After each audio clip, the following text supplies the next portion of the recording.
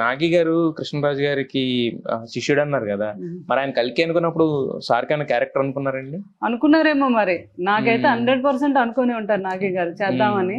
కానీ అనుకోకుండా ఇలాగా పాపం అన్నందుకు ఆయన బయటకి చెప్పలేదు. కానీ లేకపోతే డెఫినెట్ గా మా నాగి గారు కృష్ణరాజు గారు ఊహించే క్యారెక్టర్ ఉంది, లేకపోలేదు ఆయన ప్రకారంగా.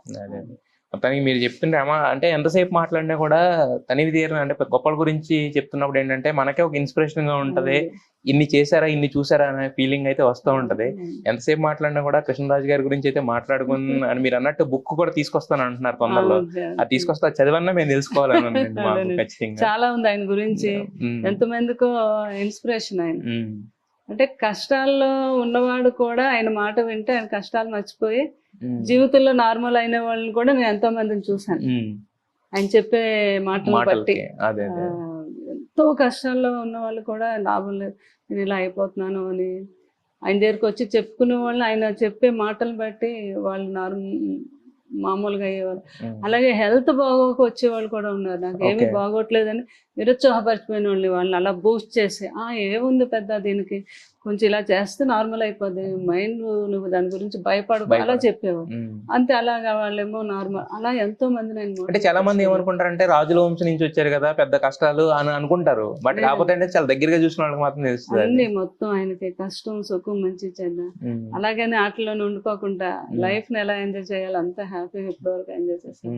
ఆయనకు సపోర్ట్ గా నేను కూడా ఆయన భారీగా ఆనందాన్ని నేను పొందాను, ఆయన చూసుకోగలిగాను ఫ్యామిలీలోని అందరిలోని కూడా. లేదమ్మా ఎక్కడన్నా అంటే లాస్ట్ నాకు తెలిసిన కాడి నుంచి, నేను టీవీ చూడడం మొదలు పెట్టిన కాడి నుంచి ఎక్కడన్నా కృష్ణరాజు గారు ఒక దగ్గరికి వచ్చారంటే ఖచ్చితంగా మిమ్మల్ని ఎదిగేవాళ్ళు పక్కన, ఖచ్చితంగా మీరు లేకుండా ఉండేవారు కాదు. ఆయన వెనకాతలు వెళ్ళడానికి కారణం ఆయన చూసుకోవడానికి. అదే అదే అదే అంటే ఆయన కృష్ణరాజు గారిని ఎప్పుడు వాళ్ళ మదర్ ఫాదర్ అనేవారు. నా కొడుక్కి అందరు ఆకులు ఆడికి తెలుసు కానీ వాడు ఆకులు ఆడికి తెలియదు అనేవారు. మంచి మాట.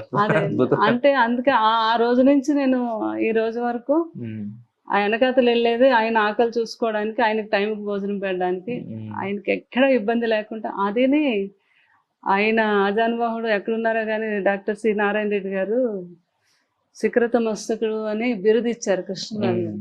శిఖరం ఎప్పుడు ఇలా ఉంటది కానీ తల వంచుకోవాలి, ఆ బిరుదు కృష్ణరాజు గారికి. ఆయన రాసిన లెటర్ కూడా నా దగ్గర ఉంది, దాచుకున్నాను.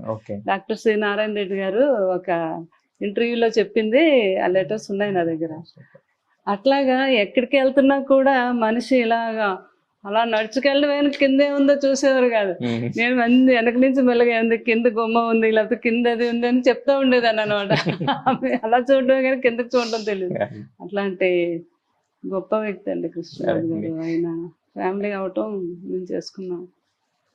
ఖచ్చితంగా మీరు అన్నట్టు అంటే ఆయన గురించి మీరు రాసి ఇలాంటి విషయాలన్నీ కూడా పుస్తక రూపంలో తీసుకొస్తే చదవడానికి మేము ఖచ్చితంగా కృష్ణరాజు గారి గురించి బుక్ త్వరలోనే మొత్తానికి అయితే కల్కి చూస్తున్నా అంటే థియేటర్లో అంటే ఒక విధ్వంసం సృష్టించారు, అంటే బాక్స్ ఆఫీస్ దగ్గర కరెక్ట్ గా చెప్పాలంటే. చాలా అండి, అసలు మామూలు కాదండి. అయ్యి బాబా, అసలు ఇంత హైప్ అసలు నేను ఎప్పుడు ప్రజల నుంచి ఇంత స్పందన.